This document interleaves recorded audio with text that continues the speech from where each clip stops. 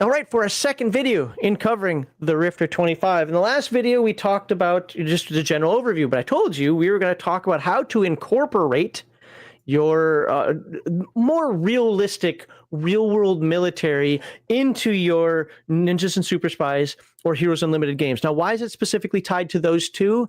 Because they're the ones that use the skill programs. If you want to do it for Beyond the Supernatural, Nightbane, and even After the Bomb, or well, TMNT uses them as well, but this book was written after they didn't have the license for TMNT, so it'd be great for TMNT as well, where they use like the apprenticeship system or they use the OCC system. You'll have to do a few more tweaks, but it's still spot on. This is an amazing article, if a bit into the weeds sometimes. So let's take a look at it right now. And we, before we do that, let's just knock this out of the way right now. Okay. In case you missed it in the overview video, Palladium has got, has got a bunch of sales going on, man. Palladium's added 51 physical Rifts books to the ongoing sale of Rifts miniatures, all 50% off. If you go to the Palladium site right here, booyah, it's got the sale. Look at all the crap on sale. I see Kevin's gonna be so mad at me. I said, you know what I'm saying? Look at all the stuff on sale here. And then you got general sales. Look at I'm telling you, Kevin, don't do it, man. We want you on this planet still. This is somebody. This is somebody who's not who wants to check out, man. You don't give away good stuff. Well, he's doing it. So get it while the giving's hot right now. Gotta have Kevin back very soon here because we need to talk to him, make sure he's okay. Because like all the stuff he's giving away, check this one out. Let's go over to a bundle of holding. Again, link in the description as I click on that. I went a little deeper in the previous video, so I'm not going to do so much now. But we got the Rifts Coalition Wars. It's like 100 books. I don't know. It's too many books. But that's just one bundle. There are 5 bundles on here that are Rifts. You have the Coalition Wars. You have Rifts Land and Sea. All those books there. Here, I'll zoom in a little bit for you for the people watching on weird things like phones. You have, I did Coalition Wars, right? Rifts Worlds 1. Got all those books. Pause it if you want to see more. Rifts Worlds 2. Come on. It's a 2. Look at Page can't even load so many books. Okay, that one's a little small, but actually some of these double up, like Dinosaur Swamp 1 and 2. Those are 2 different books. 1, 2, 3, 4, 5, 6. Jeez, I stopped counting. Yeah, I can't count past 2. I'm a gully dwarf. And then which one didn't I get? Oh, yeah, Rifts Core Mega. You want to get started with Rifts or you want to get your friend into Rifts? Well, there's 2 ways you can do that. You can get the Rifts Core Mega. Booyah, Rifts Ultimate Edition, 3 Rifts guides and kits, and Index and Avengers right there. What a great way to get started. And then you start adding into the repertoire with Bionics and Black Market and equipment, yada, yada, yada, right? The other way you can do this, so look at that, 5 bundles of holding for you. It's just crazy talk right there. But let me go back to this right here. I don't know if you know this, but Palladium, on the new Palladium site, they have starter sets. Rifts has a starter set. You're going to love this. It's $103 on sale. Okay. $100. Okay. What do you get for $100? Well, unfortunately, you get it. I'm waiting for it to load. Come on. Oh, okay. I'm human. I was human last time. They had a problem. Yeah. So Rifts Ultimate Edition, Rifts Game Master Guide, Rifts Book of Magic, Rifts Primer Adventures. Apparently that's free on there. Okay. So, but here's kind of the problem. The Rifts Ultimate Edition is out of stock. Game Master's Guide isn't really a Game Master's Guide. Well, the Rifts Ultimate Edition is out of stock. Oh, that's not great. But it has primers and adventures, which is a pretty decent Game Master Guide, even though the Game Master Guide is not called the Game Master Guide. This is a great way to get your friend. Your friend is like, man, this Rifts, maybe he played once. Maybe he saw you playing. Maybe he heard you talking about it. Booyah, right here. Now, this price is a bit higher. Why is it a bit higher than the bundle of holding? Because these are actual books. That's why. So, 7 users joined the wait list for this item. Get on that list. Obviously, if it's Rifts Ultimate Edition, you know that he's waiting for the books to come in. Yeah. I think the Rift sale was bigger than he thought. And it kind of kicked him in the knees. It's like, yeah, I'll buy a few hundred books. Yeah, you know what? You've been promoting the sale, and we're out here trying to promote it for you as well. So I think maybe a few people bought that Rifts Ultimate Edition. So good on them. All right. So there we go. Enough advertising. Let's get to what we really want to talk about. Please go out and check those books, especially those bundles of holding. You cannot go wrong with those bundles of holding. Yeah, they're PDFs, but a lot of them are like $4, $5, $6 a book. You don't get that PDF. Usually PDFs are 10 to 20 bucks now. It's crazy. Okay, we have to look for the hired guns. So page 14. So it's probably more like 16. Oh, nope, it was 15. Guns for hire. Now, I'm not going to read all this. How many pages was this? Like 40 some pages or something crazy? Not going to read all of it, but there are a couple of things in here I want to point out. We're really going to look we're going to look less at his fluff and more what he says about the game, okay? So if you want to know why he did some things, this guy, it's almost like he was in my head. We just went opposite routes. I went the combat route with things like cover and indirect fire and direct fire and concealment and yada, yada, yada. That was the direction I went. He went with, this is what you actually learn in basic training. This is what you actually learn as an officer. Oh, I love his end when he talks about what I consider the Star Trek problem. Why is the away team all officers? That doesn't make any sense whatsoever, you know? But he talks about that. And he covers so much. If you were in the military or if you want to represent military training and the military environment better, this is so spot on. Remember, I've worked for DoD for 32 years. I was active duty for 9 years. I was a contractor for 13 years, and I've been a government civilian. Do the math on whatever the rest is. All for DoD, Air Force, and with stints with the Army and the Marines as well. This dude has done a good job. And he's a former United States Air Force F-15 avionics technician and currently civilian electrical engineer back in 2004 with the U.S. Navy. So, all right. So let's talk about skills. Now, you might say, hey, wait, hold on. These skills are in the game. Well, his descriptions for them, he tweaks them. Plus, he does add some new skills. Also, if you're like me and you're like, dude, seriously, another game where you start off at 20%, hold up. First of all, this game is written for skill packages. What happens, Heathen Dog, if you roll, say, the Master's Skill Program? Well, you get, say, in this instance, the espionage or military skill package. All the skills you get anywhere between plus 15, plus 20, 30%. Yeah, I think the master's program is 15%. Yeah. Okay, 15%. So yeah, you're starting off at 20. Not really. You're starting off at 35 plus your IQ plus whatever, and then you get a plus 5 per level after that. Plus, he puts in here also that if you're part of, and we'll look at it a little bit, if you're part of the, let's say like us, Air Force, right? Well, maybe not camouflage, but let's just go. Let's say we were Army. Well, since you went through Army basic training, you get another 10%. Oh, okay. So, because I was kind of mad at first, I was like, 20%, really? Are we playing After the Bomb again? Ugh. But no, he gives ways of increasing that. This 20% is for a civvy who basically took 2 days of like, look at me, I went to survival training. It's like me, MOUT. If anybody knows what MOUT training is, it's mobile operations in urban terrain. A Marine or a soldier is going to look at me and be like, you didn't go through MOUT training. Me, I'm like, I went through MOUT training 4 hours. But it was enough for me to know I never want to do that in the real world. Go Air Force. You got field surgery. Okay, that's a new skill that we're adding on. Get a 10% bonus if paramedic is known, 20% if medical doctor is known, but it requires first aid. Actually, let's look at this. I was going to skip some of these, but there's a couple of these I want to look at.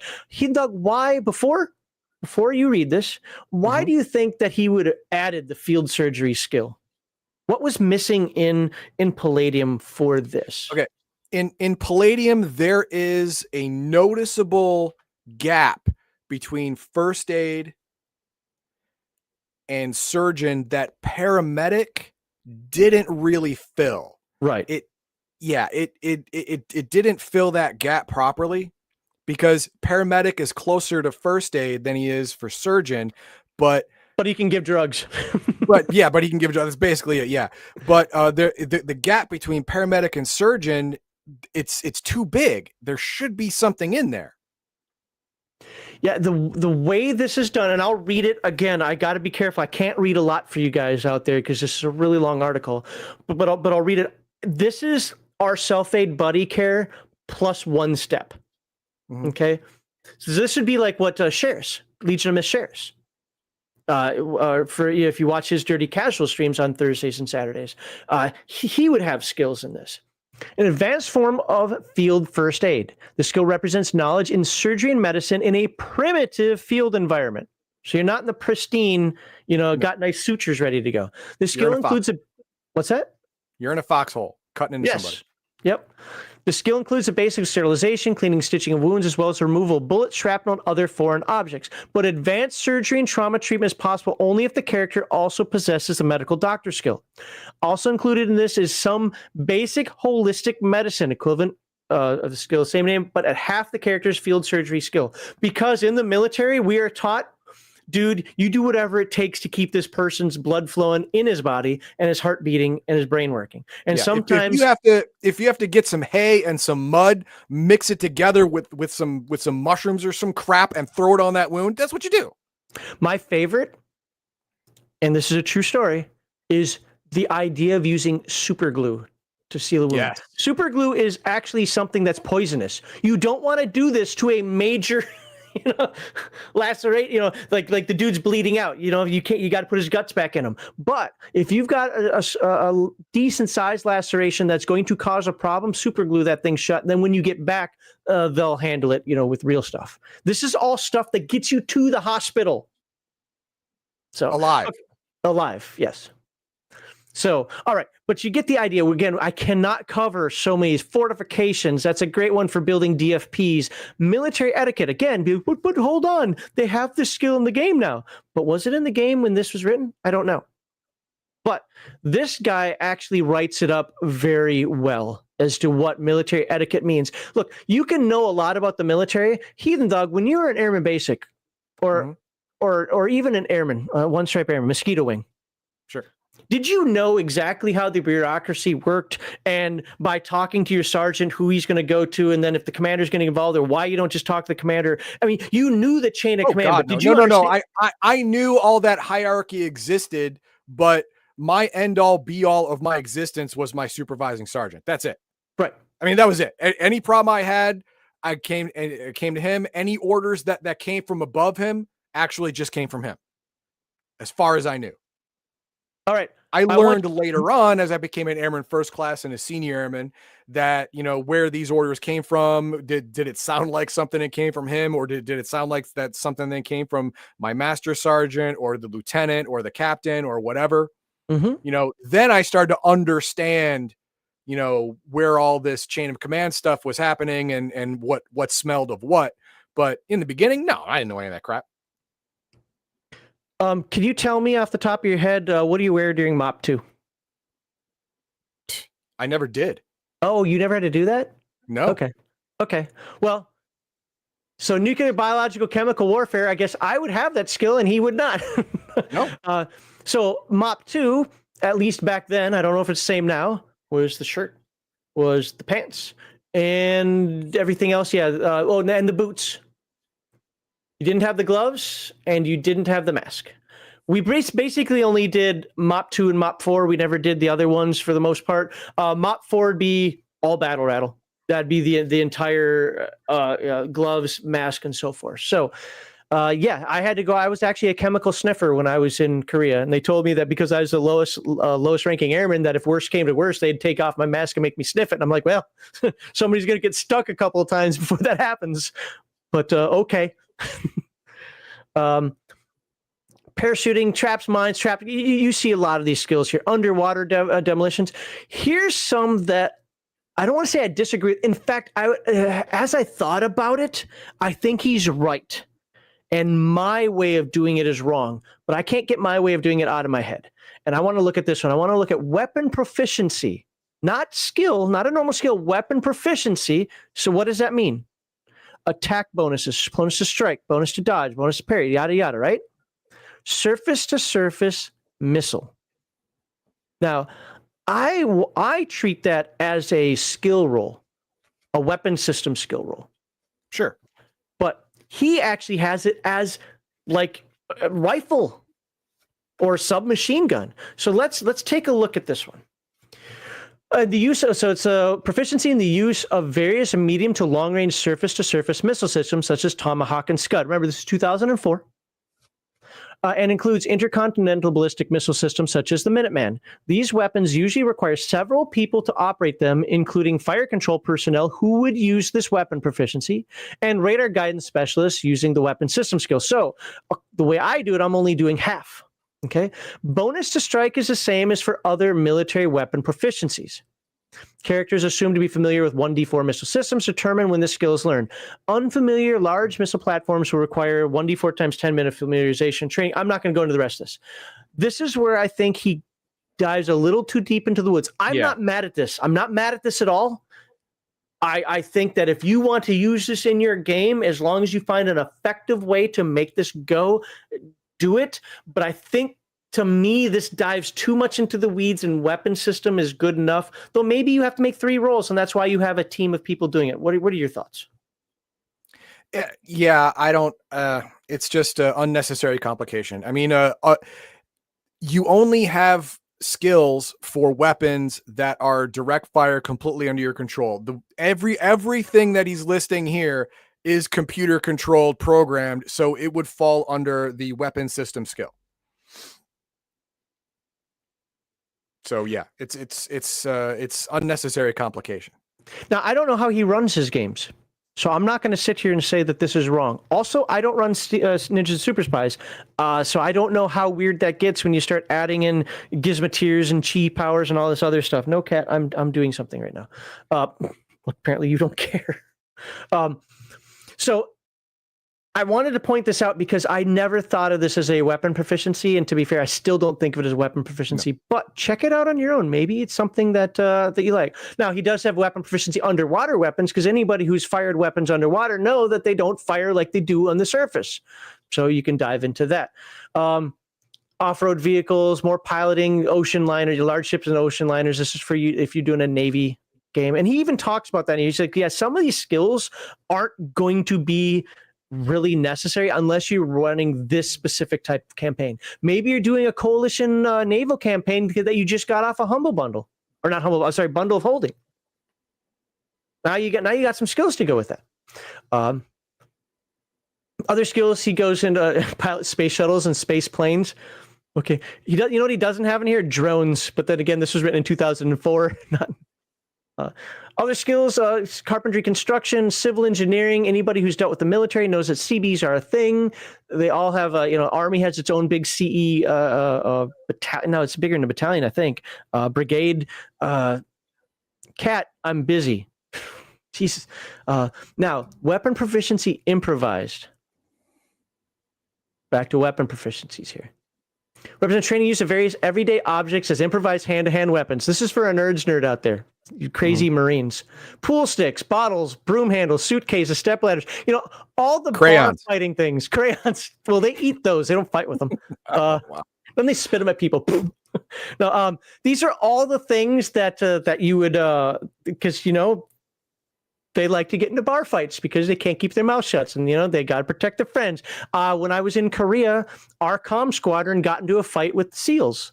We won. Why? Because there were a lot more of us than the SEALs. That's the only reason, I think. But the SEALs ended up getting kicked off base for that, and because they stole MREs. I think they were right in stealing the MREs. 1, we didn't protect them, and 2, they were told by their Navy commander, "Go survive, have a nice time." But anyway, oops. So again, a lot more skills in here. I just kind of go back. Public speaking is a great one for officers, especially those who do political speeches. So understand this dives into many aspects of the military. It's got one gaping hole. Air Force. Nope, it does not skip the Air Force. All right, let's look at programs. Remember, this is using the Heroes Unlimited or Ninja Super Spies. So these are going to be all about skill programs. If you want to make an OCC, those skills are still great for you. And we'll talk about the basic military skill program. Do you have your Heroes Unlimited book near you? If you don't worry about it. My cat is an improvised weapon. She's still right here, like on the shoulder of or on the armrest of I do not. Okay, no problem. I was going to say, I always felt that the military skill, the military category or program, there we go, was always lacking. Light. Yeah, it was light. So this says keep what it already has. Now, this is specifically talking about Ninjas and Super Spies, but I'm pretty sure Heroes Unlimited is the same or very similar. Add the following new skills. Military etiquette. Yeah. This is understanding the bureaucracy, knowing who to go to, and knowing, when I put in my freaking travel voucher, it's going to take him 30 days to even look at it. NBC warfare, except for Heathen Dog, because you didn't except have for me. that. I didn't get any of that. To be fair, we had different jobs. I was definitely more deployable than him. Yeah, I actually could have. I was supposed to go to a combat communication squadron. Oh, okay. Yeah, which would have been deployed like a minimum 250 days out of the year, and then I would have gotten all this, but I changed jobs with someone else who wanted that. I was like, you want to die in the first 14 seconds of any conflict? Okay, I'll trade you. And then instead I got Andrews. So it worked out. First aid. Again, plus 10%. Again, so going back to this, notice that it gives a plus 10% bonus on top of whatever the original was. Subtract the extra physical skill. Sorry, you can't learn acrobatics or juggling in basic training, at least not in most Western nations. Running and climbing pretty well cover the extent of basic training's physical requirements. If you insist on having the extra physical skill, at least limit it to athletics, prowl, swimming. Now, the advanced, this is for you Army nerds out there, that AIT, or you actually join the infantry. Well, you get military etiquette for another 15%. I think I got that in tech school because I learned a lot about Article 15s and the legal system. Yeah, you did. Fortifications, because you know what? You weirdos that go out there and do grunt work, you probably want to protect yourself a little bit. Trap construction, because... Go ahead, sorry. Sandbags are important. Sandbags are important. Yeah, DFP. I had to learn how to make DFP, defensive fighting positions. So trap construction, because you want to make those Vietnamese punji sticks. And field surgery. So you got first aid in basic training, but when you went to AIT, you got field surgery. Look at that. Yeah, and that actually works out, because people who screw up their trap construction with those punji sticks, they're going to need that first aid, because the one thing they did remember to do was to smear it with the poop. Then there's the guerrilla warfare, the electronic warfare. You can look at a lot of this modified military piloting skill programs. He goes into talking about, remember, this dude was a jet mechanic, so he's going to know. He knew a lot of pilots, and yes. They love to talk about themselves. Oh, God, yes. Yes, they do. Military combat aircraft skill program, skills included. So now this looks a little more like OCCs, but it is still the program, says skill program. So if you're a military combat aircraft skill program, I'm not going to read all this, but you get all these skills. Why? Because you actually need them in order to properly fly the dang. It's like, well, I got 2 pilot and 3 pilot related. I know it's more than that, but you get the idea. It's like, that isn't enough to actually fly the plane. Well, I can fly it. I just can't fire anything because I didn't get the right skill package. No, now he gives you the stuff that you need in order to do this. So, ocean survival. That's a new one. Why would I need that? Because they're taught to eject from their dumb planes. And where are you going to want to land? Water. That happens. The planet is over 70% water. I don't know, man. I'd want to learn how to swim. That's the way it is. Now, I can see somebody saying, oh my God, you get so many skills. That's way too many skills. Like, the other skill programs only get like 3 or 4. You're locked into the military when you do this. Don't give these programs to people who are just like military buddies. No. Or that don't actually have to follow chain of command, or or just learned it on the side. Now, you could arguably say, well, my character got out after a stint. Okay. I mean, I know a pilot that he made captain. Is like, I'm out. This is when I was in Korea. He's like, now I'm going to go for a major airline and make a lot of money. No, he was a jet pilot. He was a fighter pilot. So it was a little different. He wasn't a cargo pilot. Okay. Yeah. He was angry though that he spent like 8 to 16 hours a day supervising people and doing mundane crap. And maybe if he was lucky, 45 minutes a day, he was up in his F-16. Most pilots don't spend their entire day piloting. No. But when they get out, they go back in as test pilots. Oh, they can, yeah. Yeah.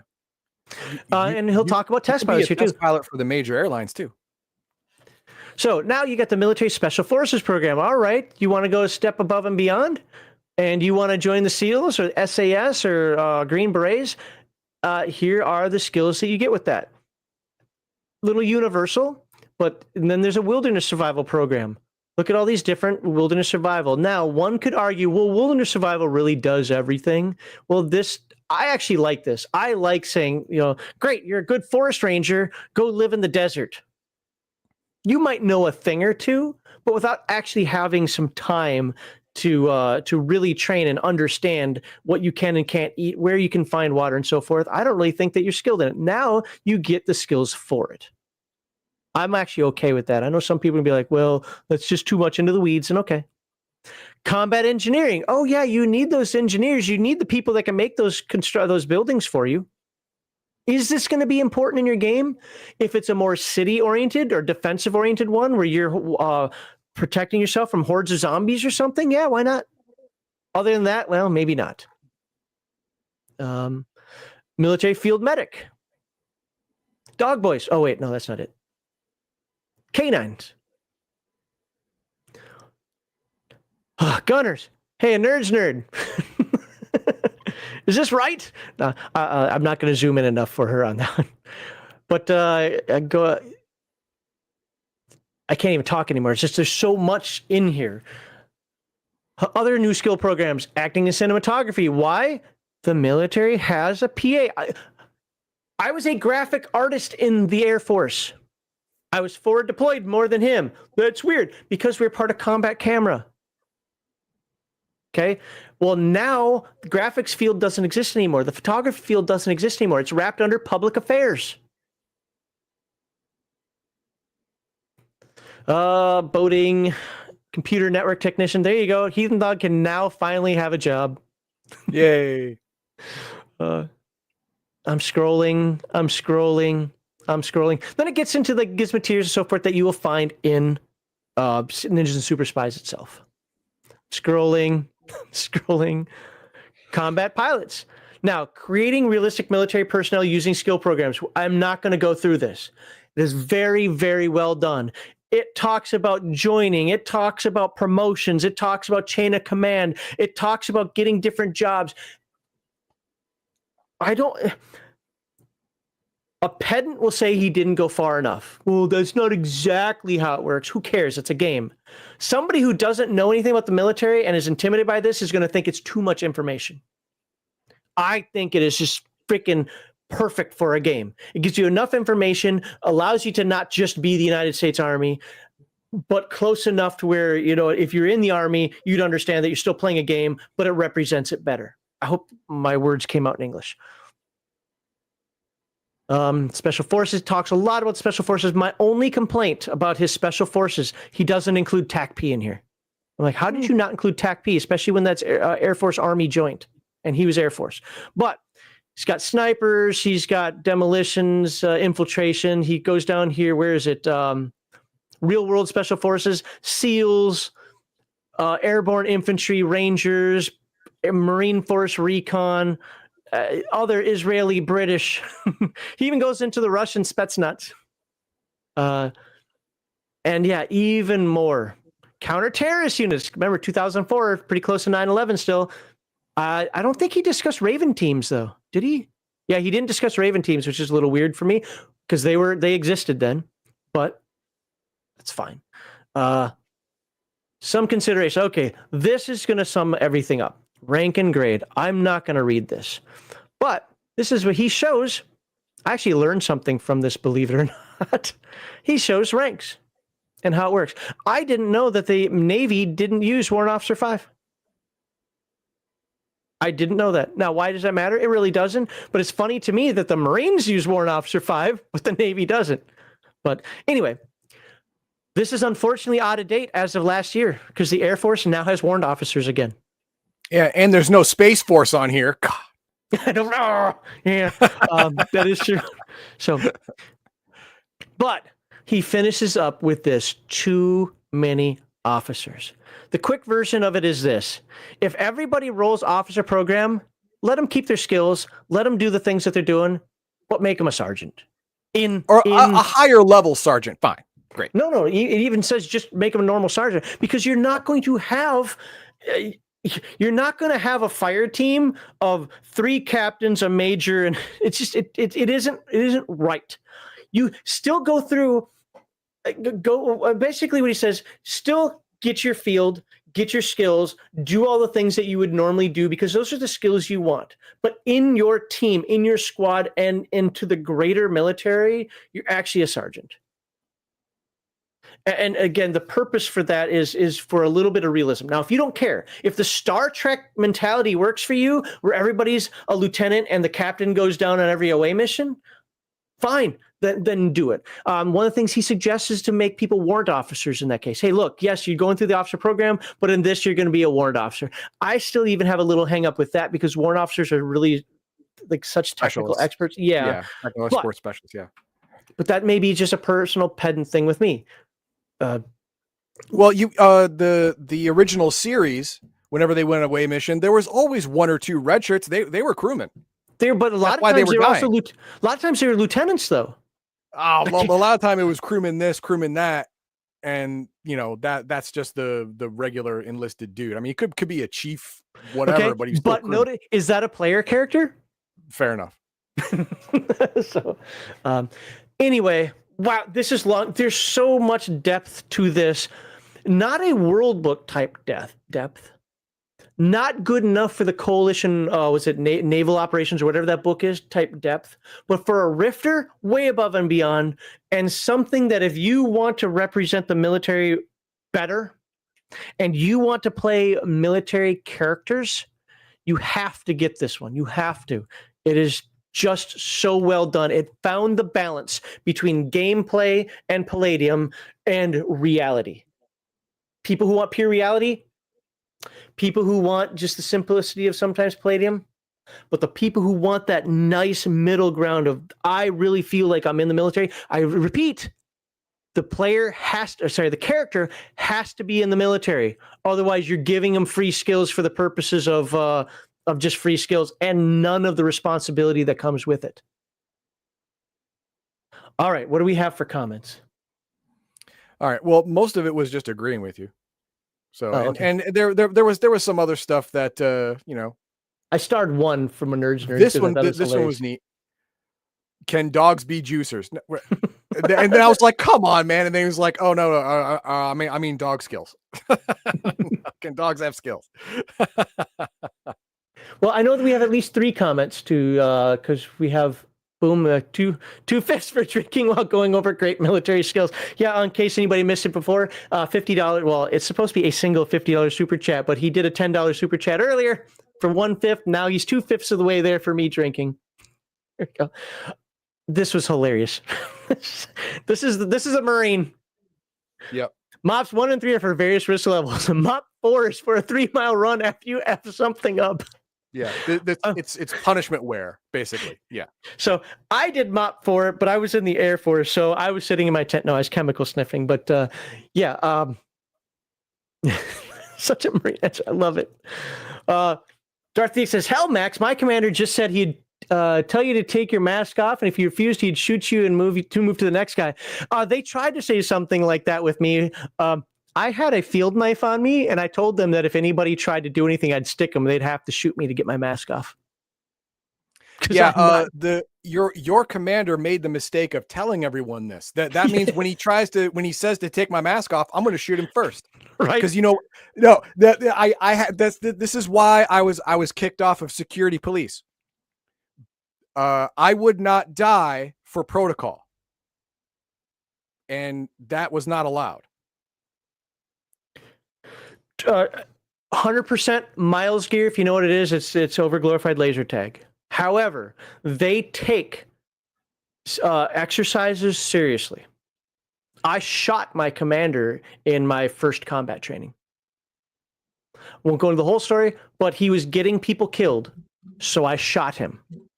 I would do it again.